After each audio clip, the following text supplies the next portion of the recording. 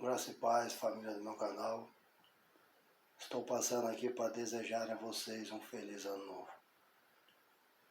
Que vocês tenham um ano novo abençoado. Que a paz do nosso Salvador, Senhor Jesus Cristo, esteja presente em cada coração, em cada lar.